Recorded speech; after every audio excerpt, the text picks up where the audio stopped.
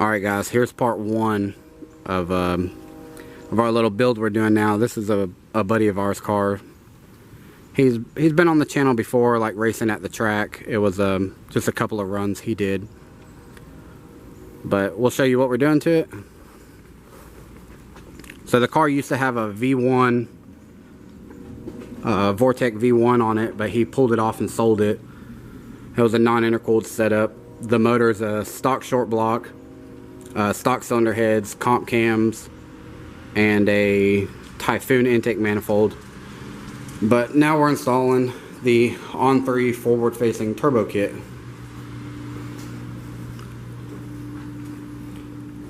So the only thing we've done so far is he installed a UPR tubular K member, and then Jeremy and Justin just fought and got the headers on the forward-facing turbo manifolds. You can kind of see one V-band clamp things there, and the other one's way up there. But we got to install coilovers, which Jeremy's going to get those right now, and we got to put caster camber plates on it. And then after the coilovers are installed, we can start running the hot side that's sitting over here. Yep, we'll put all that on, put the intercooler, all the intercooler piping on, and then the downpipe and the exhaust out. The turbo's still in the box over there, but we just got the manifolds on, so we'll continue filming as we go along. Alright, we got caster camber plates on and put the coilovers.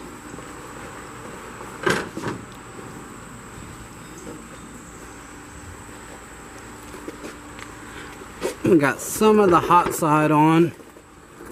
You can see it goes there, comes through here, comes around to there.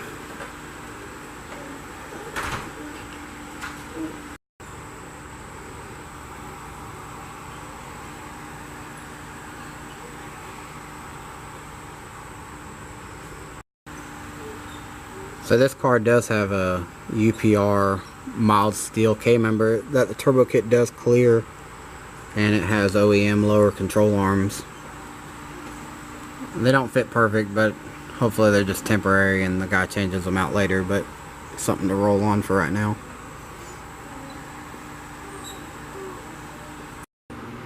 Alright, we put the wheels and tires back on the car and set it back down on the ground. We're going to start doing some of the intercooler piping, and we just got the turbo sitting on there for mock-up. It's just sitting there. We got to clock the turbo the right way and run some of the intercooler piping, and then we can do the downpipe and the exhaust back. But right now we have no intercooler stuff on yet. Alright, we got some of the stuff mocked up. There's no clamps on anything, it's just kind of hanging out. The turbo's still just being mocked up. We got to take it off and tighten everything from where we clocked it. But as you can see, intercooler piping runs through there, back around, the blow-off valves there. The intercooler's on. The piping runs around back through here and then up to the turbo. The wastegate's in over there. Everything's just mocked up. We gotta put the clamps on it and tighten everything up. The turbo we gotta pull back off. But then we're gonna be putting all the clamps on permanently, putting the turbo on permanently, and then running the actual downpipe all the way back to the exhaust. We got to do the oil feed and return also. We're kind of done for the part one of this video. We ran into some issues with having to order some stuff, so we're going to play the waiting game for a while. We had to order a clamp because the BB&K 75mm throttle body the OD is too large for the clamp that's supplied in the kit to go on. Everywhere else we got the clamps on, and they're tightened up for the intercooler piping. Comes right out through there, blow-off valve, and the clamps are on for there. We don't have any clamps on this side because we may have to remove that when we remove the turbo. Another issue we ran into is this car has an old style, I'm not sure what year it's off of, but it's a larger style oil filter adapter, and the oil filter relocation kit that comes with it gets in the way of the turbo manifold on the driver's side. So we'll have to either order, I think On3 makes a nice billet piece that gets rid of the oil filter, the factory one, and you don't use the little sandwich plate. So we'll have to look into one of those, or he'll have to order it from MMR or something.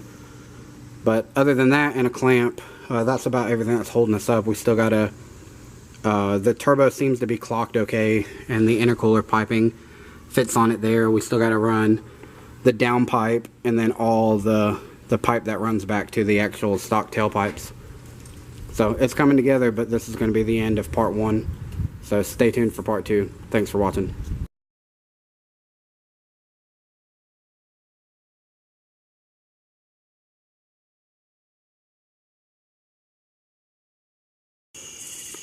Alright guys, we're about to take this car out and make a test hit. We're going to adjust the front and rear shocks, and we'll set some preload on the anti-roll bar a little. But I just checked the oil, the coolant, and everything. We got a little bit of prep. We're going to prep the street a little bit, see if we can get it to hook. Adjust the air pressure, and we'll see how it goes.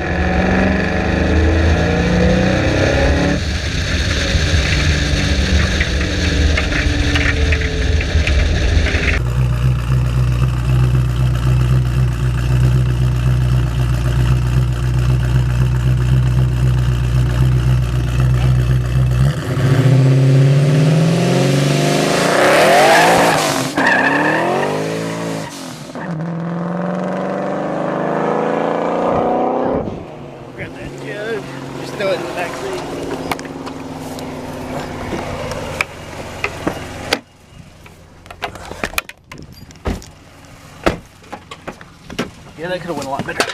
Okay. That could have went a lot better. Alright, so we just got back from our test hit, and as you can see, it was terrible. The car spun first, all of second gear, and by the time I went into third, there was just no momentum to even keep going. But that's the reality of it. We went out there, prepped the road just a little bit, got a small test hit in, the car spun, it was terrible. But we'll post the good and the bad videos. We're not just going to focus on just posting, you know, everything that works perfect. We'll post the ones where it didn't work out. So we'll figure it out. We'll prep it some more, lay some rubber. We'll go look for a totally different spot too. That road kind of sucks. So we'll find a good spot and we'll eventually get it down.